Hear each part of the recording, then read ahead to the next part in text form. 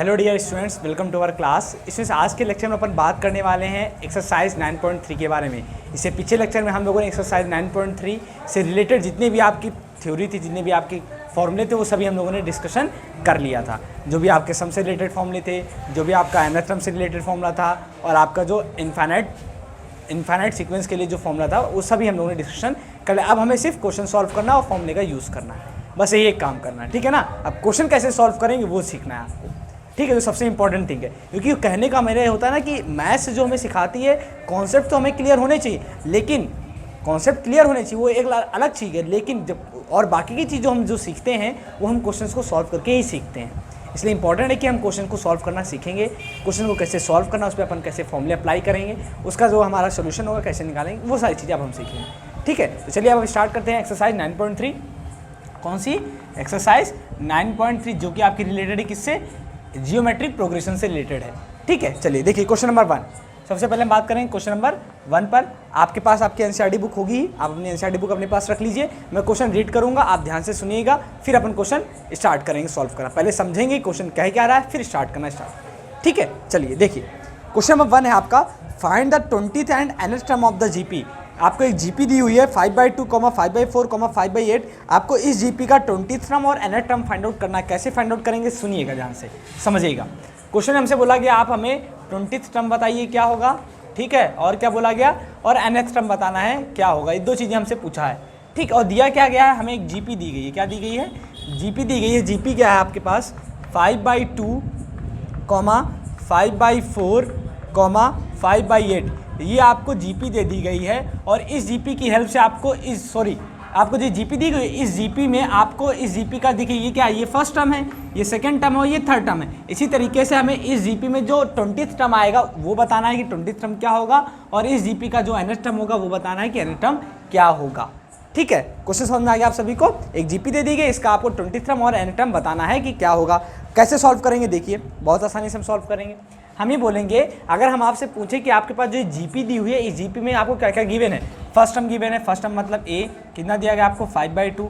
अब बात करेंगे कॉमन रेशियो, क्योंकि अगर हमें 20th टर्म फाइंड आउट करना है, इट हमें जनरल टर्म फाइंड आउट, हमसे क्या पूछा गया, एक जनरल टर्म पूछा गया है। और जनरल टर्म फाइंड आउट करने के लिए अपन कौन सा फॉर्मूला लगाते हैं, AR⁻n-1 में Tn। हमने ये तो फॉर्मूला पढ़ा है, जनरल टर्म का फॉर्मूला क्या होता है, Tn में AR⁻n-1, ठीक है। इसी Tn को हम क्या बोलते हैं, nth टर्म भी बोलते हैं, ठीक है। और लेकिन हमें जनरल टर्म फाइंड आउट करना है। कौन सा जनरल टर्म फाइंड आउट करना है, 20th टर्म फाइंड आउट करना है। तो T20 फॉर्मूला क्या हो जाएगा, AR⁻20-1, यानी कि T20 हो जाएगा AR⁻19। तो ये दो फॉर्मूले हमें यूज़ करना है। 20th टर्म फाइंड आउट करने के लिए हम इसको यूज़ करेंगे और nth टर्म फाइंड आउट करने के लिए हम इसको यूज़ करेंगे। और अगर आप देख रहे हो दोनों फॉर्मूले में अगर आपको फाइंड आउट करना है 20th टर्म और nth टर्म फाइंड आउट करना है, तो आपको फर्स्ट टर्म और कॉमन रेशियो पता होना चाहिए। तो फर्स्ट टर्म तो हमें पता चल गया, बट कॉमन रेशियो कैसे फाइंड आउट करेंगे हम, कॉमन रेशियो भी हम यहीं से जीपी से फाइंड आउट करेंगे। कैसे फाइंड आउट करेंगे, बोलेंगे कॉमन रेशियो इक्वल टू होता है T2/T1। हमने वहाँ फॉर्मूला पढ़ा था, क्या पढ़ा था, Tn+1, क्या पढ़ा था, Tn+1/Tn। यहाँ पे हमको क्या चाहिए, ये आपका कौन सा फर्स्ट टर्म, ये सेकंड टर्म है। n की वैल्यू जब 1 डालेंगे तो क्या होगा, T2/T1 हो जाएगा। तो T2 की वैल्यू यहाँ पर कितनी है आपके पास है, 5/4 है, और T1 की वैल्यू कितनी है आपके पास है, 5/2। जब आप इसको सॉल्व करेंगे तो क्या मिलेगा आपको, देखिए 5/4 इंटू में 2/5 से 5 कैंसिल, 2 1 जा 2, 2 2 जा 4। तो कॉमन रेशियो आपको मिल गया 1/2 मिल गया। कॉमन रेशियो आपको कितना मिल गया, 1/2 मिल गया। जब आपको फर्स्ट टर्म मिल गया, कॉमन रेशियो मिल गया, तो अब आपको क्या फाइंड आउट करना है, nth टर्म और 20th term. 20th term find out करने के लिए हम ये फॉर्मूला यूज़ करेंगे। देखिए यहाँ पे पुट करते हैं वैल्यू, तो T20 में A, फर्स्ट टर्म कितना आपको दिया है 5/2, फर्स्ट टर्म आपको दिया है 5/2 इंटू R, मतलब कॉमन रेशियो आपको दे दिया गया 1/2 की होल पावर 19 दे दी गई आपको, ठीक है। 1/2 की होल पावर कितनी दे दी गई आपको, 19 दे दी गया। अब देखिए यहाँ पे 5 है, तो अपन क्या कर लेते हैं, 5 को बाहर निकाल लेते हैं। और ये जो 1/2 लिखा है ना आपको, जो आपको 1/2 लिखा हुआ, ये यहाँ पे वहाँ 1/T है, 1/2 है, तो इसको अपन लिख सकते हैं 1/2 की पावर होल पावर कितना हो जाएगा, 20 हो जाएगा। क्यों, अगर आप देखो इसको, अच्छा चलिए बैक करके थोड़ा और लिख देते हैं, ऐसा आप समझ नहीं पाओगे। मैंने लिखा इसको 5 इंटू में 1/2 इंटू में 1/2 की होल पावर 19। अब देखिए बेस सेम, तो पावर क्या हो जाएंगे, आपस में ऐड हो जाएंगे। यहाँ 1/2 की पावर 1 है, यहाँ 1/2 की पावर 19 है, दोनों का बेस सेम, तो पावर आपस में क्या हो जाती है, ऐड हो जाती हैं। तो यहाँ पर आपको क्या मिल जाएगा, 5 इंटू में 1/2 की होल पावर 20। तो ये मिलेगा आपको सॉल्यूशन। क्या मिलेगा? सॉल्यूशन मिल गया। क्या सॉल्यूशन मिला कि T20 की जो वैल्यू आई है, जो 20 थ्रम आपको मिलेगा वो क्या मिलेगा 5 इंटू में, यानी 5 अपॉन में 2 की पावर कितना हो जाएगा आपके पास 20, ये आपको मिलेगा। ठीक है, जैसे आप यहाँ पे देखिए ये आपका 2 की पावर 1 है, ये क्या आपका, ये आपका 2 की पावर 2 है, ये आपका क्या है, ये 2 की पावर 3 है। वैसे ही 20 टर्म आपका क्या हो जाएगा 5 अपॉन में 2 की पावर 20, ये आपका हो गया 20th टर्म। तो 20 टर्म की वैल्यू आपकी कितनी आ गई 5 अपॉन में 2 की पावर 20, ये आपको हो गया 20th टर्म। अब हमें क्या फाइंड आउट करना है, nth टर्म फाइंड आउट करना है। तो nth टर्म फाइंड आउट करने के लिए फॉर्मूला क्या, Tn इक्वल टू में AR की पावर n माइनस 1। तो यहाँ पर भी अपन फॉर्मूला लगाएंगे, कैसे देखिए यहाँ से देखते हैं।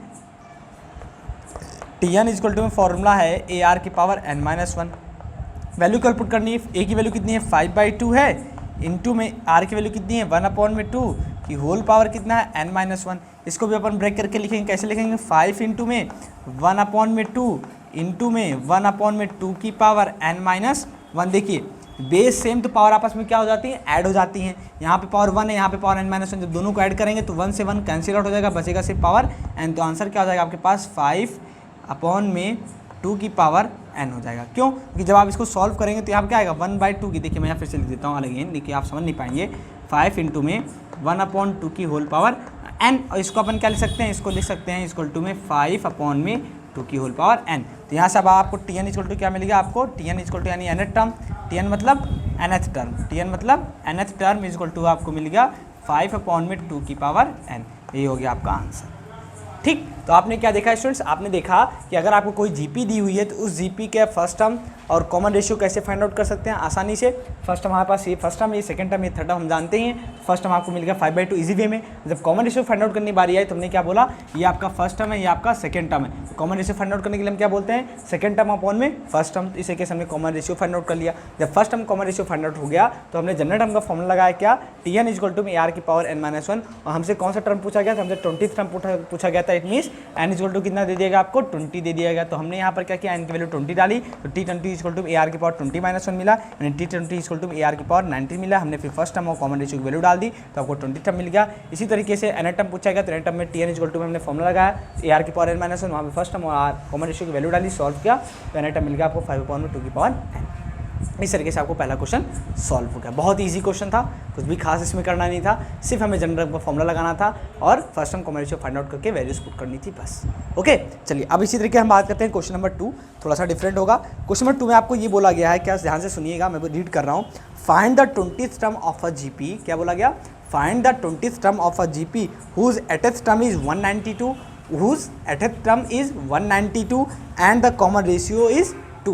आपको क्या करना है, आपको 12th टर्म फाइंड आउट करना है, जीपी का 12th टर्म फाइंड आउट करना है, जिसका एटथ टर्म आपको दे दिया गया 192 एंड द कॉमन रेशियो कितना दे दिया गया 2 दे दिया गया। तो आपको एटथ टर्म फाइंड आउट करना है।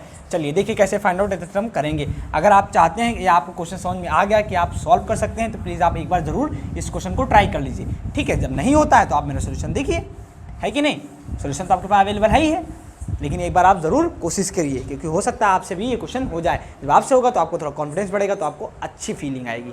ठीक है, चलिए देखिए हम क्वेश्चन नंबर 2 का सोल्यूशन देखते हैं। तो सोल्यूशन में क्या बोला गया, सबसे पहले जो गिवन है लिख लेते हैं। Find the 12th term of a GP. हमें 12th टर्म फाइंड आउट करना है। हमें कौन सा टर्म फाइंड आउट करना है, 12th टर्म फाइंड आउट करना है। 12th टर्म का मतलब होता है T12। T12 हमें बताना है क्या होगा। अगर इसने हमसे T12 बोला फाइंड आउट करने के लिए, इसमें इसने n इक्वल टू कितना दे दिएगा आपको 12 दे दिया। ठीक है, क्योंकि T12 पूछा, इसमें n इक्वल टू कितना दे दिएगा आपको 12 दे दिया गया है। नेक्स्ट क्या बोला गया आपसे, नेक्स्ट बोला गया find the 12th term of a GP. आपको जीपी का 12th टर्म बताना है, लेकिन उस जीपी का जो एटथ टर्म है, जीपी का जो एटथ टर्म है यानी T8 कितना दे दिया गया आपको 198 दे दिया गया है, और उसी जीपी का जो कॉमन रेशियो वो आपको कितना दे दिया गया 2 दे दिया गया। ये दो बातें आपको दे दी गई और आपको 12th टर्म बताना है। चलिए पहले हम देखते हैं कि 12th टर्म फाइंड आउट करने के लिए हमें क्या क्या चाहिए होता है। जब भी हमसे जनरल टर्म पूछता है तो जनरल टर्म पूछने का है, जनरल टर्म का मतलब क्या, हमसे वो टर्म पूछे, जीपी का हमसे कोई भी टर्म पूछे तो उसे हम क्या बोलते हैं जनरल टर्म। इसने हमसे पूछा तो हम जनरल टर्म का फॉर्मूला लगाएंगे। जनरल टर्म का फॉर्मूला क्या होता है, Tn इज इक्वल टू में AR की power n minus 1, n equal to कितना 12 है, तो T12 इक्वल टू कितना हो जाएगा AR की पावर 12 माइनस 1, यानी T12 इक्वल टू हो जाएगा AR की पावर 11। देखिए मैं डायरेक्ट अभी नहीं खेल रहा हूँ, डायरेक्ट खेलने का मतलब क्या, मैं आपसे डायरेक्ट बोलता अगर n इक्वल टू 12 है तो 12th टर्म क्या हो जाएगा आपका AR की पावर 11, एक कम। अगर मैंने आपसे 12th टर्म पूछा तो R की पावर जो होगी वो इससे एक कम होती है।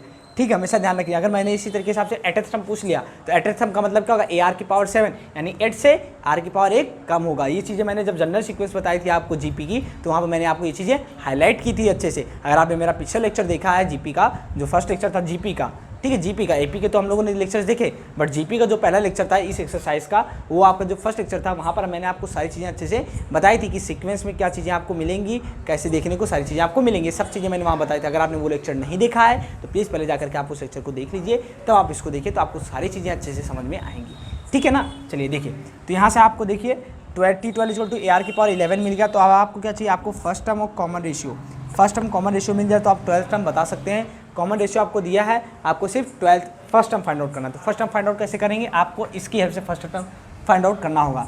T8 का मतलब होता है, T8 का मतलब होता है एटथ टर्म, एटथ टर्म का मतलब होता है AR की पावर 7, है कि नहीं। मैंने क्या बोला, अगर मैंने आपसे एटथ टर्म पूछ लिया मतलब R की पावर 1 कम होगा। अब आप चाहो तो ये वाला फॉर्मूला लगा करके n की जगह पे 8 डाल के देखो, जब n की जगह आप 8 डालोगे तो AR की पावर 8 - 1 यानी AR की पावर 7 ही आपको मिलेगा। और AR की पावर 7 आपको कितना दे दिएगा, 192 दे दिएगा। यहाँ से हमें फर्स्ट टर्म फाइंड आउट करना है, कितना फाइंड आउट करना है, फर्स्ट टर्म। तो फर्स्ट टर्म फाइंड आउट करने के लिए हम बोलेंगे A इज इक्वल टू में 192 अपॉन में R की पावर 7, और R आपको कितना दे दिया गया, 2 दे दिया गया। वैल्यू पुट कर दीजिए यहाँ पर, 192 अपॉन में 2 की पावर 7, और 2 की पावर 7 कितना हो जाएगा बता सकते हैं आप, 2 इंटू में 2 की पावर 6, 2 इंटू में 2 की पावर 6 कितना हो जाएगा, 72 मेरे ख्याल से, क्योंकि 32 इंटू में 2 2 4, 2 3 6 यानी 64 हो जाएगा। कितना हो जाएगा, 64। तो यहाँ पे आपको मिलेगा 192 अपॉन में 2 इंटू में 64 मिल जाएगा, ठीक है। अब देखिए इसको इसे डिवाइड करिए, 2 9 जा 18, 2 6 जा 12 हो गया। इट मीन्स आपको क्या मिला, first term A is equal to में मिल गया आपको 96 अपॉन में 64, ठीक है। बात समझ में आ गया आपको। देखिए मैंने ऐसे कैसे लिख दिया, 2 की पावर 7 था तो मैंने यहाँ लिख दिया 2 की पावर 1 इंटू में 2 की पावर 6, और 2 की पावर 5 कितना होता है 32, और 32 इंटू में 2 करेंगे तो 2 की पावर 6 मिल जाएगा, और 2 की पावर 6 मतलब 64, और 64 इंटू में 2 कर देंगे तो आपको 2 की पावर 7 मिल जाएगा। इसको और डिवाइड करते हैं, ये जाएगा आपका किससे, 2 से, फिर से इसको कैंसिल आउट करते हैं।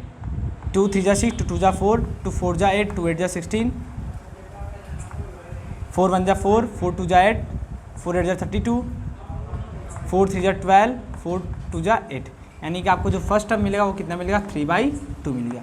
A इज इक्वल टू आपको कितना मिला स्टूडेंट्स, 3/2 मिल गया। फर्स्ट टर्म आपको मिला 3/2, और कॉमन रेशियो आपको 2 दिया ही था, तो आपको क्या फाइंड आउट करना था, 12th टर्म। तो हम बोलेंगे कि T12 इज इक्वल टू आपको फाइनली क्या मिल जाएगा, फर्स्ट टर्म की वैल्यू आपके पास है 3/2, कॉमन रेशियो आपको कितना दिया गया, 2 की पावर 11, ठीक है। ये 2 देखिए यहाँ पे 2 की पावर 11 है, यहाँ पे 2 है, तो यहाँ से एक 2 की पावर 1 से एक 2 की पावर 1 कैंसिल आउट हो गया, तो यहाँ आपके पास बचा 3 इंटू में 2 की पावर 10, और 2 की पावर 10 कितना होता है, 1024 होता है। 2 की पावर 10 कितना होता है, 3 इंटू में 1024, चेक कर लीजिएगा 1024 ही आएगा। अगर 1024 आया तो आपका आंसर करेक्ट होगा, ठीक है। कितना आ जाएगा, 3 4 जा 12, 3 2 जा 6 और 1 7, और 3 0 जा 0, 3 1 जा 3, तो आपका आंसर ये हो जाएगा। यानी जो आपका 12th टर्म होगा स्टूडेंट्स, वो 12th टर्म क्या हो जाएगा, 3072, ये आपका 12th टर्म हो जाएगा, ठीक।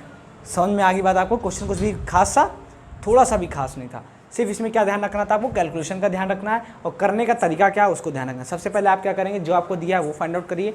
आपको एटथ टर्म दिया है तो एटथ टर्म आपका क्या हो जाएगा, AR की पावर 7 इक्वल टू 192, डायरेक्ट खेलेंगे। हमने आपसे एटथ टर्म पूछा मतलब R की पावर 1 कम, यानी AR की पावर 7 इक्वल टू में 192 आपको दे दिएगा। यहाँ से हमने क्या किया, फर्स्ट टर्म की वैल्यू निकाली, R आपको दिया ही था तो इसके हेल्प से हमने फर्स्ट टर्म की वैल्यू निकाली, 3/2 आई। फिर हमसे पूछा गया था 12th टर्म, तो 12th टर्म का मतलब n इक्वल टू 12, हमने जनरल टर्म का फॉर्मुला लगाया, Tn इक्वल टू AR की पावर n-1, यहाँ पे n इक्वल टू 12 डाला तो आपको मिलेगा T12 इक्वल टू AR की पावर 11। फिर यहाँ पे हमने फर्स्ट टर्म की वैल्यू डाली, कॉमन रेशियो की वैल्यू डाली, सॉल्व किया तो आपको कितना मिलेगा, 3072 आंसर मिल गया। अब बात करते हैं क्वेश्चन नंबर 3 पर, तो फटाफट आप इसे नोट डाउन कर लीजिए। अब हम बात करेंगे क्वेश्चन नंबर 3 पर। देखिए क्वेश्चन नंबर 3 जो है आपका, मैं रीड कर रहा हूँ, ध्यान से सुनिएगा। क्वेश्चन नंबर 3 आपको बोला गया है the 5th, 8th and 11th term. सुन रहे हैं ना मेरी बात, नोटबुक अपने पास रखे हैं ना, हाँ वेरी गुड, नोटबुक रखे रहिए, क्योंकि जब मैं क्वेश्चन रीड करूँ तो आप अच्छे से समझ सकेंगे कि मैं क्वेश्चन आखिर रीड क्या कर रहा हूँ, ठीक है ना। क्योंकि अगर लिखूंगा तो टाइम जाएगा, इससे अच्छा है कि आप अपने पास एनसीईआरटी बुक रखे रहिए, और मैं क्वेश्चन रीड कर रहा हूँ, आप उनको सॉल्व करते रहिए और समझते रहिए कि आखिर मैं क्या बोल रहा हूँ। लिखिए, देखिए क्वेश्चन है the 5th, 8th and 11th term of a GP R P, Q and S respectively, show that Q square equal to PS। हमसे बोला गया कि Pth, 8th और 11th टर्म जो है वो आपको कितना दे दिएगा, P, Q एंड S दे दिया गया, तो आपको शो करना है Q square equal to PS। आपको क्या शो करना है, Q square equal to PS आपको शो करना है। चलिए देखिए, अब हम देखते हैं क्वेश्चन नंबर 3 का सोल्यूशन। यहाँ पे आपको क्या दे दिया गया, फिफ्थ टर्म, एटेथ टर्म और कौन सा टर्म दिया गया है, 11th टर्म क्या दे दिया गया, पी क्यू एंड एस दे दिया गया। ठीक है, तो आपको शो करना है पी स्क्वायर इक्वल टू में क्यू। बहुत ही सिंपल क्वेश्चन। देखिए बच्चे यहीं से देख करके आप कंफ्यूज आते हैं, बट कंफ्यूजन की जरूरत नहीं है। कौन सा क्वेश्चन है आपका, क्वेश्चन नंबर 3। सोल्यूशन देखिए क्या है इसका, fifth, eighth and 11th term of a GPR. Fifth term, eighth term और जो 11th टर्म है, फिफ्थ टर्म का मतलब T5, एटेथ टर्म का मतलब T8, मैथमेटिकली लिख रहे हैं, 11th टर्म का मतलब T11। T5 कितना दे दिएगा आपको P, T8 कितना दे दिएगा आपको Q एंड T11 कितना दे दिएगा आपको S दे दिया गया। ये वैल्यूज़ आपको दे दी गई हैं। बोल दिया गया जीपी में fifth term, eighth term, 11th term जो है आपको कितना दिया गया, P, Q and S respectively. Show that, हमें क्या करना है, शो दैट, दिखाना है, क्या दिखाना है, show that P square equal to में क्यू इंटू में एस। हमें ये शो करना है, पी स्क्वायर इक्वल टू में क्यू इंटू में एस, हमें ये शो करना है। तो सिंपल सी बात है, हम आसानी से इसको शो कर सकते हैं। कैसे शो करेंगे, देखिए हमें बोलेंगे कि पी स्क्वायर इक्वल टू हमें क्यू एस लाना है। तो इसका मतलब ये कि पहले हम पी स्क्वायर फाइंड आउट कर लें। क्या फाइंड आउट कर लें, पी स्क्वायर। यानी कहने मतलब ये कि हमारा पी स्क्वायर इक्वल टू में क्यू एस दिया, हम क्यू एस फाइंड आउट कर लें तो देखते हैं क्या पी स्क्वायर की वैल्यू है। कहने मतलब ये ना कि हमें इन दोनों साइड्स को इक्वल दिखाना है बस। चलिए पहले हम चेक करते हैं कि पी का मतलब क्या है। देखिए अगर हम बात करें कि पी का मतलब क्या है, तो जो पी की वैल्यू होगी वो T5 के बराबर, और T5 का मतलब क्या है, AR की पावर 4 है कि नहीं। पी का मतलब क्या है, AR की पावर 4, क्योंकि फिफ्थ टर्म का मतलब क्या होता है, AR की पावर 4। कि हमने फॉर्मूला क्या पढ़ा, हम फॉर्मूला यही तो पढ़े ना। देखिए Tn इज इक्वल टू में AR की पावर n-1 जनरल टर्म का फॉर्मूला, और n इज इक्वल टू अगर हम 5 डालेंगे तो आपको मिलेगा T5 इज इक्वल टू में AR की पावर 5-1 यानी कि AR की पावर 4। ऐसे अगर हम बोलें आपसे n इज इक्वल टू आप क्या डाल दो, 8 डालो। तो जब आप 8 डालोगे इसमें n इज इक्वल टू, तो आपको मिलेगा T8 इज इक्वल टू में AR की पावर 8-1। देखिए मैंने आपसे बोला था हम डायरेक्ट खेलेंगे, लेकिन आप समझ नहीं पा रहे हैं, है कि नहीं। समझने की कोशिश करिए। n इज इक्वल टू 11 डालेंगे तो T11 इज इक्वल टू मिलेगा AR की पावर 11-1 यानी कि AR की पावर 10। देखिए सब में यहाँ पे n की वैल्यू 11 है तो यहाँ पर n की वैल्यू 1 कम, यहाँ पे n की वैल्यू 8 है तो यहाँ पे n की वैल्यू 1 कम, यहाँ पे n R की पावर 1 कम, यहाँ पे n की वैल्यू 5 तो यहाँ पे R की पावर 1 कम हो जाएगा उससे, है कि नहीं। इट मीन्स आपका जो फिफ्थ टर्म मिला वो आपको AR की पावर 4 इक्वल टू में P मिला। इसी तरीके से आपको जो एटेथ टर्म मिलेगा वो Q इक्वल टू में कितना मिल जाएगा आपको, एटेथ टर्म AR की पावर 7 मिल जाएगा। ऐसे ही आपको जो 11th टर्म मिलेगा S इक्वल टू में आपको कितना मिल जाएगा, AR की पावर 10 मिल जाएगा। ठीक, अब आपको क्या डिफाइन शो करना था कि पी स्क्वायर इक्वल टू में क्यू एस, क्या क्यू एस का जो मल्टीप्लिकेशन है वो पी स्क्वायर के बराबर है कि नहीं। चलिए हम चेक करते हैं, या फिर हम ये चेक कर लें कि पी स्क्वायर बराबर क्यू इंटू में एस है कि नहीं। तो सबसे पहले हम क्या फाइंड आउट कर लेते हैं, पी स्क्वायर की वैल्यू। क्या फाइंड आउट करेंगे, पी स्क्वायर। तो अगर हम पी स्क्वायर फाइंड आउट करना चाहें तो हमारे पास देखिए पी क्या है, हमारे पास पी इक्वल टू दिया है AR की पावर 4, तो हम बोलेंगे स्क्वायरिंग बोथ साइड। क्या बोलेंगे, स्क्वायरिंग, क्या बोलेंगे, स्क्वायरिंग बोथ साइड। अगर हम दोनों तरफ स्क्वायरिंग करेंगे देखिए आपको क्या मिलेगा, पी स्क्वायर इक्वल टू में आपको मिलेगा AR की पावर 4 का होल स्क्वायर। जब आप इसे ओपन करेंगे तो आपको मिलेगा A स्क्वायर R की पावर 8 मिल जाएगा। यानी कि पी स्क्वायर की वैल्यू आपको स्टूडेंट्स कितनी मिलेगी, A स्क्वायर R की पावर 8 मिल गया। अब हम क्या सॉल्व करना चाहते हैं, हमें Q इंटू में चाहिए, तो हम बोलेंगे इसको मान लेते हैं इक्वेशन नंबर फर्स्ट, इसको मान लेते हैं इक्वेशन नंबर सेकंड। बोलेंगे फर्स्ट मल्टीप्लाई बाई सेकंड, तो क्या मिलेगा आपको, देखिए Q इंटू में S इक्वल टू आपको क्या मिलेगा, AR की पावर 7, AR की पावर 7 इंटू में AR की पावर 10। देखिए A इंटू में A इंटू में R की पावर 7 इंटू में R की पावर 10। हमने बोला जब बेस सेम तो पावर आपस में ऐड हो जाएंगी, तो यहाँ मिल जाएगा आपको A स्क्वायर, बेस सेम तो पावर आपस में ऐड हो जाएंगे तो R की पावर कितना मिल जाएगा आपको 17। तो आपको क्या देखा, Q इंटू एस आपको मिलेगा A स्क्वायर R की पावर 17। तो यहाँ पे पी स्क्वायर इक्वल टू आपको कितना मिला, A स्क्वायर R की पावर 4 टू 8, ये मिल गया आपको। बट यहाँ पे Q इंटू में एस जो आपको मिल रहा है वो कितना मिल रहा है आपको, AR की पावर 17 मिल रहा है कि नहीं।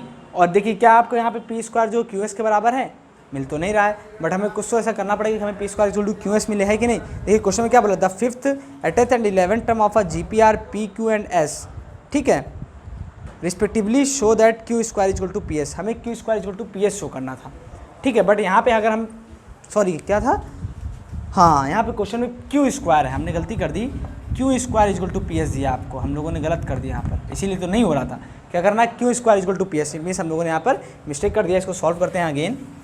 क्वेश्चन हमें प्रूफ क्या शो करना है, Q square equal to P S show करना, ना कि P square equal to Q S, ठीक है। तो हम क्या निकालेंगे, पहले Q स्क्वायर, तो Q स्क्वायर इक्वल टू बोलेंगे क्या, Q इक्वल टू आपको कितना दिया हुआ है, AR की पावर 7।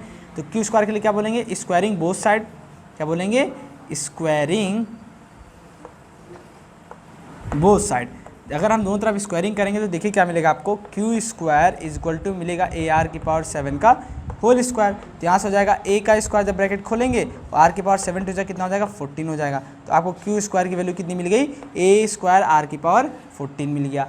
अब हमें क्या फाइंड आउट करना, पी एस के लिए हम बोलेंगे फर्स्ट मल्टीप्लाइड बाई सेकंड, तभी तो आपको पी एस मिले। जब इसको इससे मल्टीप्लाई करेंगे, सॉरी सेकंड नहीं, ये आपको मानेंगे ये फर्स्ट है, ये सेकंड, ये फर्स्ट है, ये सेकंड है और ये आपका थर्ड है। तो बोलेंगे second multiplied by P S चाहिए ना हमें, तो फर्स्ट मल्टीप्लाइड बाई थर्ड। ठीक है, फर्स्ट मल्टीप्लाइड बाई थर्ड, क्योंकि फर्स्ट कितना है पी और सेकंड थर्ड कितना आपका एस है। तो फर्स्ट मल्टीप्लाइड थर्ड करेंगे तो पी एस इक्वल टू आपको मिलेगा ए आर की पावर 4 इंटू में ए आर की पावर 10।